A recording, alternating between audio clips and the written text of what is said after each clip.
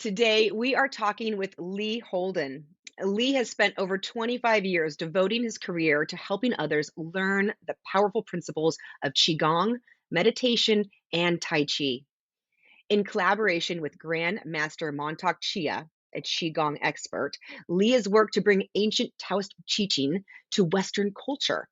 His work has popularized Qigong through books, classes, workshops, video courses, online programs, and American public television. Lee not only conducts training and certification programs in traditional and medical Qigong, but he is also a licensed acupuncturist and a stress management consultant for individuals and corporations such as Apple and 3Com. I am really excited to learn more. Lee, thank you for joining us on Thriving After 40. Please, could you tell us more about your story and getting to where you are today? Here's the big question. How do you create your most authentic, successful, and fulfilling life? The Fresh Blood podcast studies the stories of people over the age of 40 who are thriving in life, finding those core golden threads that connect the underlying successes, those universal truths. I'll be your host, Jolie Downs. Listen and learn from the stories of others to help you soar and live the life that you were meant to thrive in. Oh my God, thank you so much. It's just a pleasure to be here. Yeah, my story, it started a long time ago, and I kind of took the road less traveled after college Oh, and do even tell. during college. Okay, even during I college, was how kind of newly so? graduated. Oh, go ahead. How so? What do you mean during college? How did you take the road less traveled during college? Well, it happened from an injury. So I was a soccer player Mhm. playing collegiate soccer at UC Berkeley Oh, wow, that's great. and studying psychology and just having a grand old time. And then I had an injury. I jumped up in the air, somebody took out my legs, and I landed on my tailbone, and I was just sidelined. I was hobbling around campus for about a month. I did all the Western medicine things. I got the cortisone shots, I took the Mhm. painkillers, and the pain didn't go away. In Oh, fact, man. I just got stomach aches from taking the medication. Right. And when I was little, I studied martial arts, and I remembered a martial arts teacher of mine. He broke a stack of bricks, kind of like the bricks behind you. He broke this big stack of bricks, and I was like, "What? How did you do that?" And he said, "The power of chi." And he picked me up by the lapel of my shirt, and he said, "Son, chi is not for hurting people; it's for healing." And I was Oh, like, wow. suddenly, I remember this guy saying this to me in my hometown, and he gave me acupuncture and showed me qigong exercises, and I was better in like a week. I was just like blown away In a week. in So like a all of the week. Western didn't work, but then in a week with this, that's amazing. It That's was. actually incredible. It was. Wait, did you after a week, did you go back to playing or did that take you out of playing? No, I went back to playing. I was Okay. back playing soccer in 2 weeks. Wow. So a week I was like 75% better. 2 weeks I was, 90% better and able to play. And the doctors were just like, "What did you do?" And I was starting to show my teammates like qigong exercises and my friends at Berkeley, and I started using it when I got stressed out for midterms and finals. And Wow. at that time, I met Montauk Chia. He was coming into town. The other thing, I was dismayed with the Western psychology program. I was like, man, I am in year two. I have not learned one good technique on how to make people feel better emotionally. After Really? 2 years of professional training, I wouldn't say professional, undergraduate training. I was just kind of like, God, what's this all about? And what I like to do is I go to the spiritual bookstore in Mhm. downtown Berkeley. I'll always remember Shambhala Books, and the Yeah. incense was flowing out the Yeah. door, and I was like, "Whoa, what is this mystical place?" And I started reading books by Montauk Chia. I picked a few of them off the shelf. Transform Stress into Vitality was one of them, and I was like, "This sounds promising. This sounds like what they're not teaching me here at school." And in fact, I bought that book. I walked out of the bookstore, and on the telephone pole, Montauk Chia in town tomorrow. Wow. So I went. So I was like, the universe is talking to Yeah. me. I'm going to go to this workshop. Um, and luckily for me, I had no money to pay for it. I couldn't afford the workshop because I was a poor college student. So I came to the workshop and, hey, I really want to come. Can I work for you guys? Can I help out in any way? And they were like, sure. And so I I love started that you did reading, that. like, his brochures and pamphlets and things like that, and you know, ever since then, my junior, sophomore year of college, I started working for him. That's fantastic. And what a great, I mean, what a great story, because how many times do we have something that we really want to go to, or we know is going to impact us, and we don't have the money, we don't have the ability, and we give up on it. And you didn't. You went there and you tried, you made the effort, and you got in and you got Yeah. what you needed from it, You know, it clearly. was a good lesson, you know, like, too often we in our own mind say, "Oh, I can't, I don't have the money, I'll wait till next time," or, you know, and if you don't ask, it's always a no. Mhm. So I kind of was like, you know what? It can't hurt to ask. So I'm just going to go and ask. Yeah. And I was very humble and I was just really excited. And every experience with Montauk Chia was really interesting because I trained with him for those 2 years as he was coming back into town. And one summer, he had summer retreats in upstate New York. And I got one of my friends really into Qigong with Mhm. me. And he and I drove my parents' van all the way across country. And we spent a month with Montauk Chia training in Oh, Qigong during the very summer between cool. my junior and senior year. Oh, very cool. So this was a life-changing experience, really. I mean, Absolutely, it absolutely. I was completely. just like, it was just, you know, that injury was a catalyst for me, and I was Mhm. just couldn't figure out why more people aren't doing it, because it works so well for me. And I started like researching, you know, well, why aren't more people doing it? Do Mhm. people think it's weird? Do people not know what it is? It sounds funny. And it's really an accessible practice that helps on so many different levels and layers, whether you're in pain, whether you have tension, whether you're stressed out. It has so many solutions to modern life's problems. So as I graduated, I thought, you know, here was another turning point in my life where I could have gone into Silicon Valley and gotten some Right. great jobs, because in the late 90s people were making all kinds of money, Mhm. including my friends. They're like, you got to get a job in Silicon Valley, look at all these stock options you get. And I was like, yeah, you know what, I'm going to go to Thailand and write books for Montauk Chia's. I became his I ghostwriter, love. Yes. Okay, and I that's was working for fascinating. free. I was like, it was like Karate Kid scenario. Yeah, yeah. And But but okay, yeah. you're working for free, but I would imagine that whatever you got out of that experience has likely carried you through your lifetime today. Am I wrong on this? Oh my gosh. The value of what I got from that was way more full of riches than money. You know, it was just I the can only experience of imagine. being in traveling all over Asia. And not only did I travel and train to meet Montauk Chia, but I also would go to, you know, every time you fly from California to Thailand, you go through China. And so I would stay for 2 weeks and train with Chinese masters as well, Oh, and wow. study Wow. Qigong and Tai Chi and acupressure, acupuncture, and then go to Thailand and study with Montauk Chia for 2 or 3 months and write his books with him. You know, every Wow. morning what I would do is I'd wake up at about 5 a.m. I'd go over to the master's house. We'd train for a couple hours, then we'd have breakfast, and then I would take his workshop, you know, maybe with 100 or 200 other students, and I would take these workshops and then I would take notes and write it up into an organized fashion that then later would become, you know, content for his books. No. To me, this is true wealth. I'm so fascinated by this. I would love to know. I mean, I can only imagine all of the things that you learned during that time. But is there one piece of advice or learning from that time from your master that sticks with you that you think other people should hear? Man, so much. I mean, there's so much wisdom.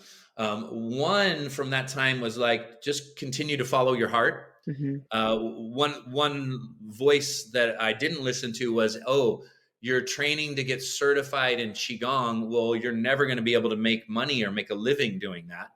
You're learning all these weird esoteric Mhm. practices. How is that going to help you, you know, be a responsible adult?" And you know, I just discarded that, Good for and you. not necessarily discarded it. I listened to it and used it as motivation to integrate and create a whole business around helping people feel better. Yeah. Well, you ignored the voices that were in fear and Yep, listened to the ones that were inspiring and impassioned.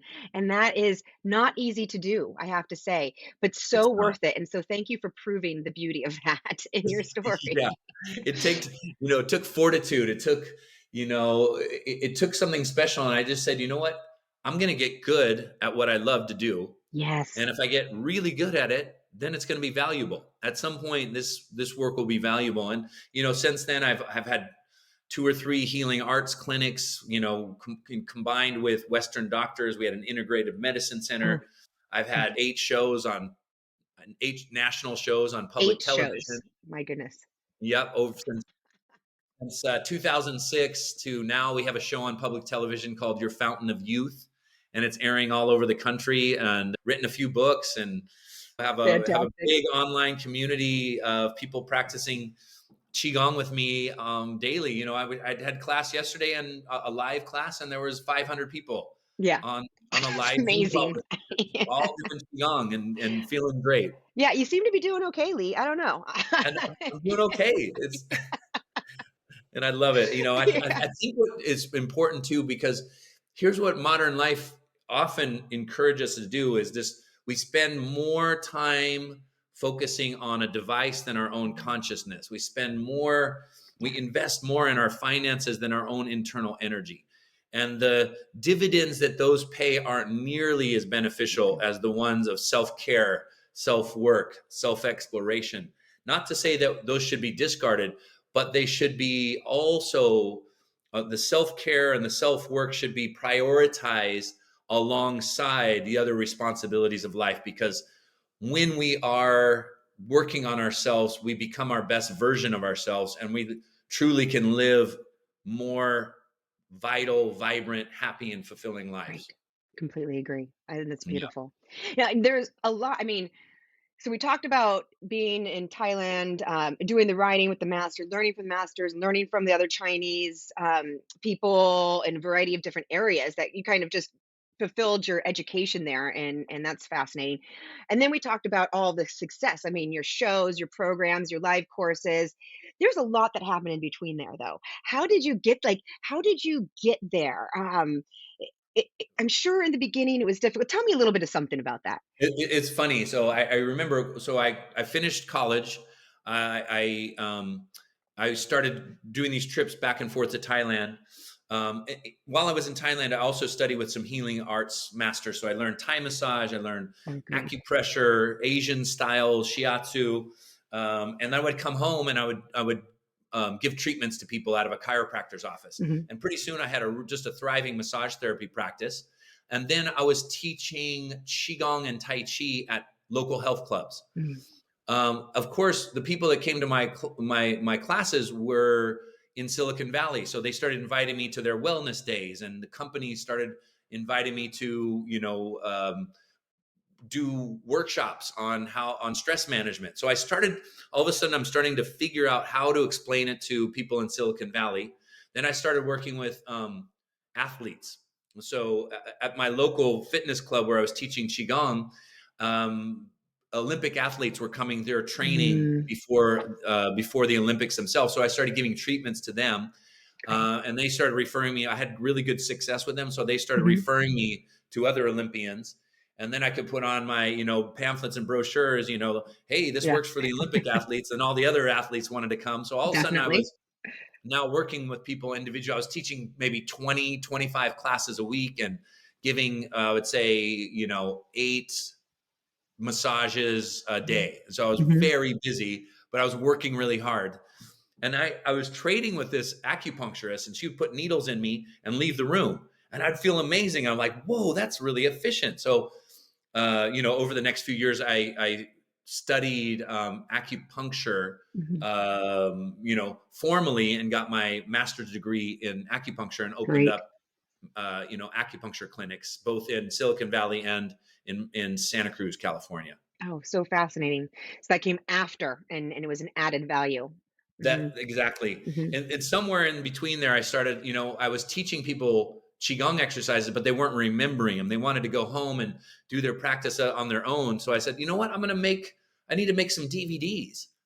And I thought, I just got so inspired, because right here in my hometown of Santa Cruz, California, is a redwood forest with Mhm. this beautiful stream running through. And I said, wouldn't this be great if I want to be in the water doing these exercises, because a lot of Qigong and Tai Chi movements have water metaphors and Mhm. nature metaphors. This practice came about by people mirroring the movements of nature in and through their own bodies. And so I built this little plank and we put it in the center of this beautiful stream. And I got some friends of mine who are professional videographers, and we filmed it. And luckily enough, one of my clients, she worked as a distributor, and I helped her with her back pain. And she said, you know what, She's let's send it off to PBS and just see if they will take it. She was like, don't get your hopes up. Nobody gets on PBS. You have to be a best-selling author, but let's just pitch it over to them. And PBS said, you know what, we're going to try it in San Diego, California. Let's do one show. And, most likely it won't work. But if it does, we'll try it in a few other stations. Well, fly down to San Diego.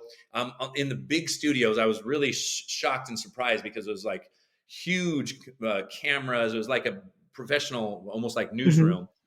We did this pledge drive, and it just pledged through the roof. Everybody pledged that night on the show, and immediately went up and became a national show available to all the PBS stations all across the country. How exciting was that? Tell me about that.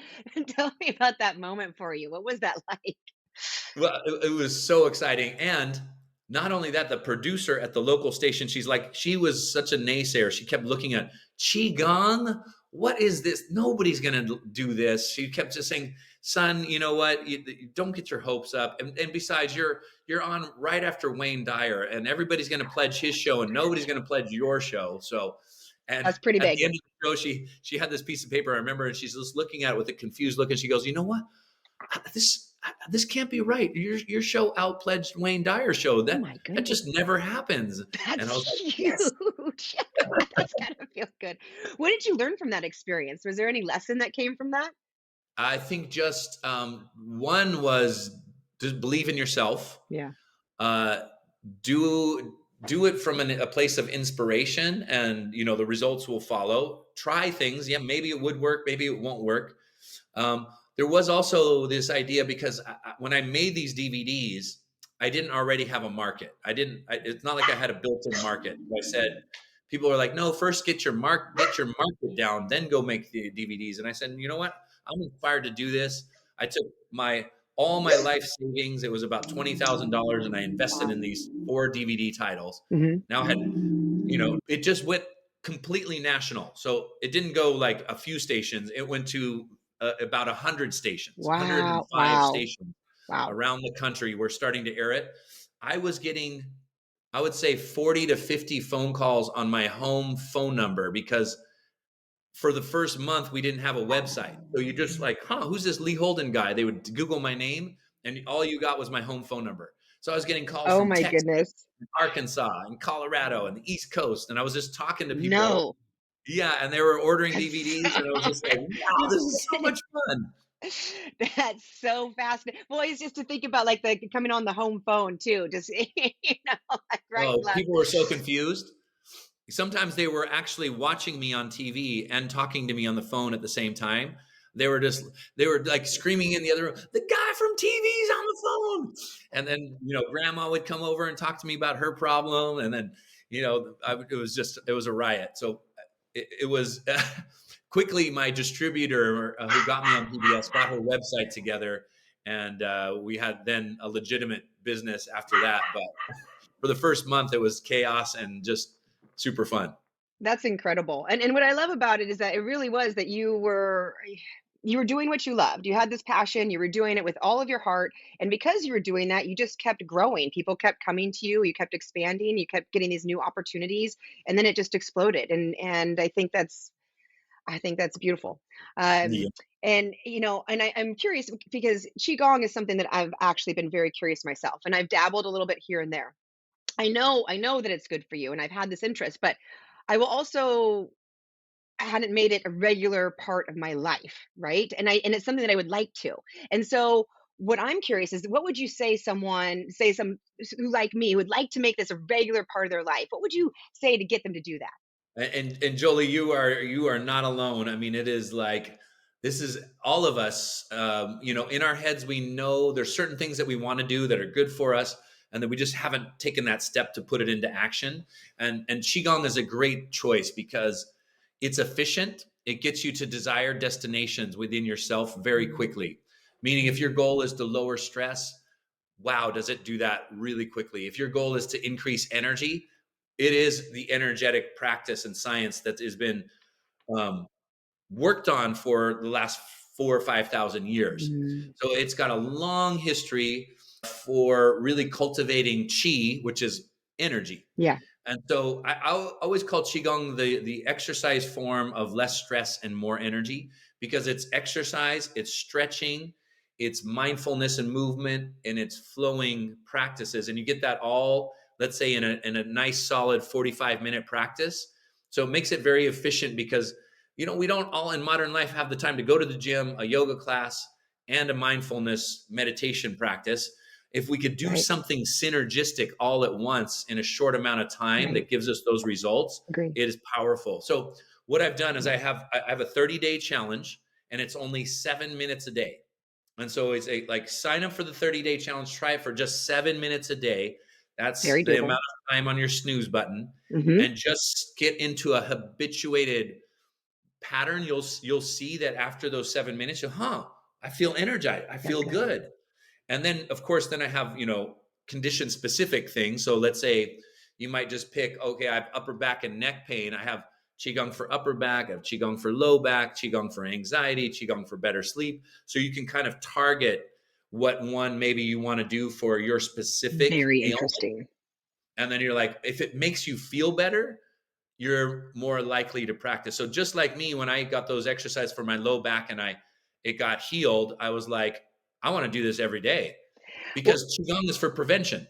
no, that's fascinating. I mean, I knew that qigong was really good for energy, and just kind of building that energy and flow and movement, but I was not aware that it was so good for pain, to be honest with you. And I suffer some pretty bad back pain myself. I go to a chiropractor. I'm Yep. really very, very interested in this qigong for back pain It's and checking that amazing out. for back pain. It is because it's gentle. Now, whenever there's pain, there's some blockage of what we call energy. So Hmm. in Chinese medicine, we call pain qi stagnation.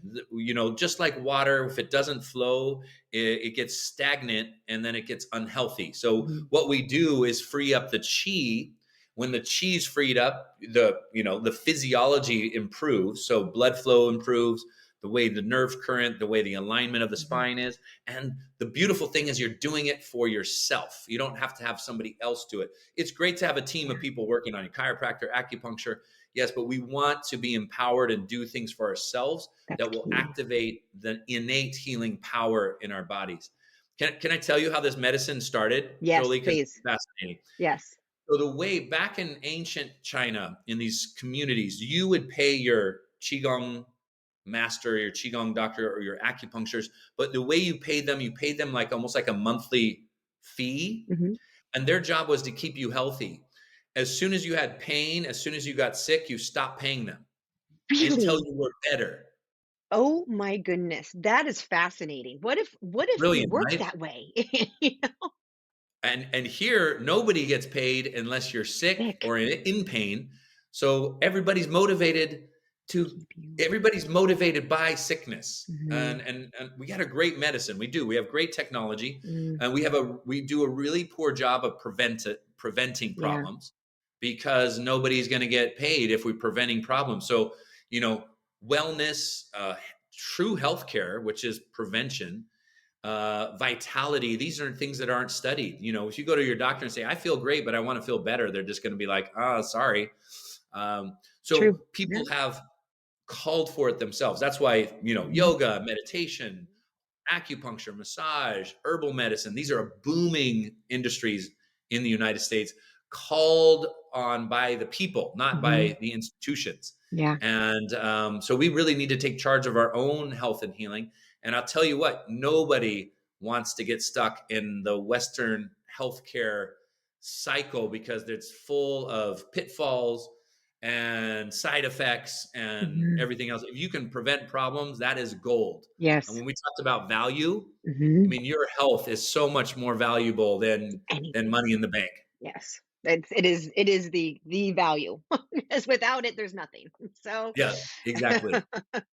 so, I mean, there's so much here to unpack, and there's so much that you learn in this realm. I'm sold 100%. I'm going to do your 30-day program 100%. That's going to happen. I'm curious what else we've not talked about that based on being in this profession and knowing this world that you feel everyone should know that most people don't know. Number one, you're not just a body. You are energy. Yes. And it sounds a bit mystical, and this is what the mystics from the Hmm. East have been saying for thousands of years, and now it's what the scientists are saying, and Yeah. now it's what the doctors are saying. Not Finally. all of them, but the Yeah. research is definitely in that we are much more complex than just a physical body. Your heart is way more complex than just a pump that circulates blood. And Hmm. the research about your heart, for example, is that it has an electromagnetic field that extends about 12 times, it extends out your body about 12 feet. So we can measure you, Jolie, from 12 feet away. Your heart will have an electromagnetic signature that says, oh, that's you. It's like a Wow. fingerprint, 12 feet away from your body. Brain waves are the same. The heart is much bigger than the brain.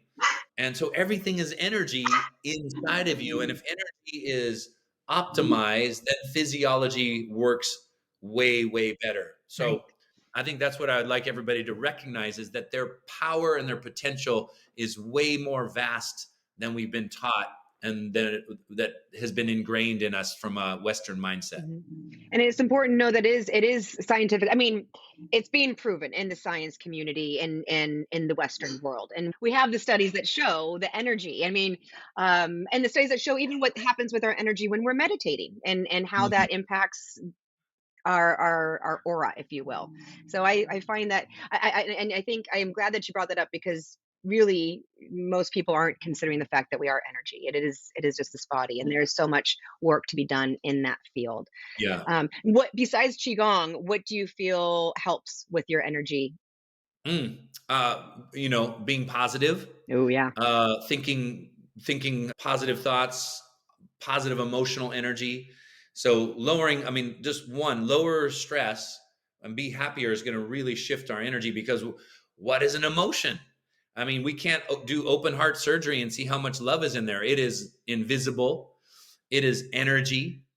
And so Yeah. people say, I don't know if I believe in energy. I was like, do you have feelings? Well, yeah. How are you feeling? Well, I'm frustrated. Well, can you show me your frustration? Let's see it. Put it in your hands and show. No, you can't. Thoughts are energy. I mean, life is ruled by energy, whether it's Mhm. external like gravity. Gravity is an energy.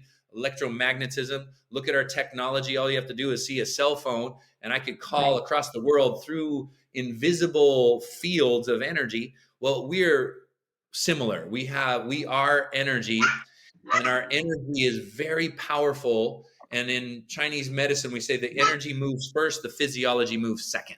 Mm. Okay. Okay. That's really interesting. Hmm. Now, so we've talked a lot about your successes and how you skyrocketed through your career. And I mean, we all have challenges, we all have difficulties.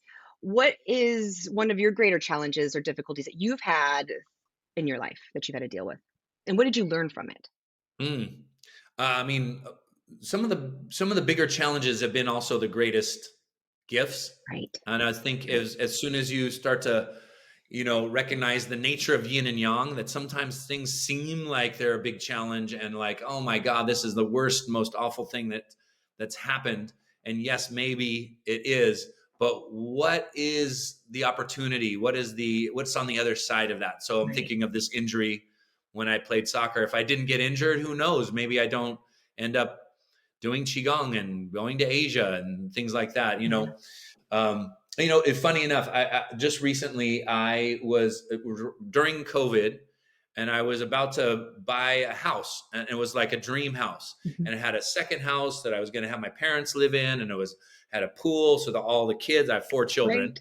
Speaking of challenges, everything went through, everything was great, and then the last day, the company that was going to give me the loan pulled it out. They said, you know what, we're canceling a bunch of loans because of COVID. Oh, And so wow. then they canceled it on me, and when I was bummed, and then the owners of the house sued me, and I lost I Well, lost $40,000. I was like, this seems really unfair. crazy.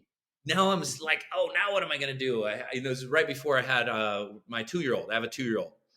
And so I don't 2-year-olds understand. on the way, too small of a place that I'm living in. And just lost $40,000 and the house of my dreams. And I just said, you know what? I'm going to just kind of really think about, hey, what's on the other side? Yin Right, turns to yang, yang turns to right. yin. And I came over to this person's house. I was going to rent it from him. It's a beautiful house. And I was like, wow, the rent is very expensive, but it's going to be perfect for our family. And I just asked him, hey, would you ever consider selling your house? And he was like, sure. I own it free and clear. So I'll just sell it to you. I'll be the bank for you. Oh And my you know what was goodness. weird? It was the rent and the mortgage payment were identical. Oh my So goodness. all of a sudden, I'm in this beautiful house, for sale by owner, and it was just like bing, bang, boom. And I remember thinking before that, I was like, I just really have to reframe this. I have to really put my sights on what the opportunity is, because I Hmm. might miss it if I stay in Yes, frustration or agitation. I'm gonna, see how quickly I can get out of this space where I felt poor me. Life is unfair. I right. got so many things happen, and I just kind of really did a lot of work around that, and then it just popped through the other side into a really beautiful Oh yeah. opportunity. That was a recent one. That's a perfect example too, because it is a superpower, that reframe, I believe. I It believe really is. I believe it can carry you through life. Anyone can learn it. It's something that you develop with practice. But learning, I mean, what just talking to people with these stories, this is what I've learned, and it's so beautiful. If you take that time when you're in that moment of difficulty or challenge, and you take the time to learn from it and reframe it, what good is here for me? What what kind of gift is in front of me that I'm not seeing? And trying to take that and run with it in that way, all of a sudden the gift comes. It is there. It's when we sit in that victim, like you said, when you sit in that victim of woe is me, where we can't find the gift, and then it is bad. But if Mhm. we take the time to learn, there is no, it's the yin yang, there is no bad. Your good comes from all those moments. And it's this amazing, amazing life lesson that can help you surf through life. Yeah, that's good, and I love that analogy and metaphor of surfing through life. Mhm. Being here in Santa Cruz, there's lots of surfers, Yeah. but it's really the waves of life. And sometimes what we find ourselves in is just getting pummeled by these waves. Like, oh man, here comes another one. And I can't get the altitude to get up on the board and ride the energy Mhm. that's available. And I really feel like Qigong helps us to get that altitude. Yeah. We need tools and techniques, whether it's Qigong or meditation or yoga or breath work, something that gets us up and out of the stressors that seem to be heavy and weigh us down. Mhm. And that takes a lot of self work. But once you get there, it feels so much more liberating, so much more freeing. And now, instead of fighting against the current is your friend, and you're riding with it, and it's way more joyful. Yes. Yes. It's a completely different experience. Yeah. Yeah. So thank you for sharing that. That's good. And that's what I hope everyone could take away, is the power of the reframe. So, Yeah. um, yeah, I was also curious because you've done a lot of things that really put you in the public eye. I mean, you've had 8 television shows. Yeah. You have these video programs.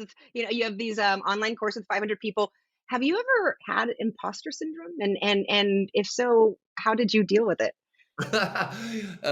Meaning, like, what am I doing? Who am I Yeah. to be doing all this stuff, right? Yeah. Did you ever have those feelings? It's interesting, because I was having so much fun in the beginning, and it was so impactful to me.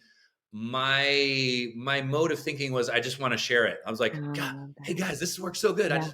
I was just so excited. I was like a golden retriever. Yeah. But as things went on, um, number one, this what I'm teaching is an Asian art. Mhm. So you go to China, and all the parks in China are filled with people doing Tai Chi and Qigong in the morning. So I wanted to, for me, it was important to go to the source and learn from people there doing it, Mhm. not just necessarily here studying it. I Mhm. wanted to just really immerse myself in this culture so that I could feel like I could speak with authority. And then also, what was important to me is study with a master, like one on one, to really up my skill level. The third thing that became important was to be able to establish my own style, my own language, my own way of talking about it, because I wasn't just trying to reach the people who are already interested. I was trying to trailblaze a new audience of people that had no idea what Qigong was or what meditation was at that Right. time, or Tai Chi or energy work or breath work. I was kind of pioneering this, and it was exciting to me to really introduce this to people. As I started doing it on TV and teaching it more and having bigger audiences, I felt like, oh yeah, I wanted to turn it over to the masters or to somebody else who was teaching it. But what I found was that everybody had their place. Like, if you want to study more esoteric practices, then I would refer to my teachers. If you wanted to study with somebody who learned it from the masters, who's figured it out in a way that makes sense to Westerners and Mhm. modern life, then I felt like I developed an expertise in that particular realm. Mhm. That's really interesting. It occurred to me that really growing up, your education was very Western focused, and after college, you got this really strong Eastern focused education. I was curious, were you ever given a piece of advice when you were younger that you actually had to relearn, that was not good a piece of advice, and you had to relearn because of learning the Eastern philosophy of things? I mean, I feel like modern life, just in general, doesn't necessarily give us good advice. No, I I think agree. if we look around at our society, we see a culture that's stressed out, that's anxious, Mhm. that's sleep deprived, that's wired and tired, that's fatigued, that has all kinds of health issues, and that doesn't really tune into what our heart's wisdom is Yeah. telling us. So we're a culture that comes from the head, which is great. It's just only one part of this picture, though. So we have lots of responsibilities. We do things that we don't like. That creates stress. We Much. feel self-centric and not connected to our Mhm. communities. Yeah. We feel that selfish, and that disconnects us from nature and the planet around us. And we just see that path is not leading to a thriving individuals or Mm. thriving world around us. Um, so I think there's just more. I think that we don't have to discard it. I think we just need to bring in more heart, more connection. I think the heart, the energy of the heart has a wisdom that the head doesn't have, that Mhm. these two centers, the wisdom of our hearts and the wisdom of our heads, when integrated, we become more fully functioning human beings. Yeah. That, yes, for example, we can use technology for very positive ways, and we can get out of survival mode and into our heart spaces, so we're happier and healthier, more in service, more kind, more compassionate. And when we're kinder and compassionate, we're happier. That is just true. When we're self-centric and we just want to take for me, we're not happy people. We're stressed out. And so stress is a mode in our nervous system that connects to survival.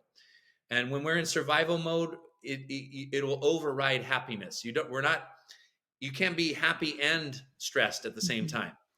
True. We are, Mhm. chronic stress. I'm speaking of this, like low grade chronic stress in survival mode, and it'll directly override our heart energy. Mhm. So I think if we can lower stress and get more into our heart spaces, we will feel a sense of peace within ourselves and a sense of connection to the world around us. Yes, absolutely.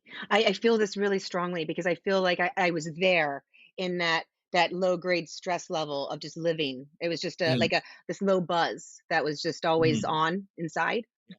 And I've gone through this process of all of these heart-centered practices and learnings and through those years, and it's this peace inside, and it's a completely different way of living, and it's so wonderful. And so you're right, if there's anyone could be doing anything, just going into those heart-centered practices and focusing in those areas, absolutely life changing.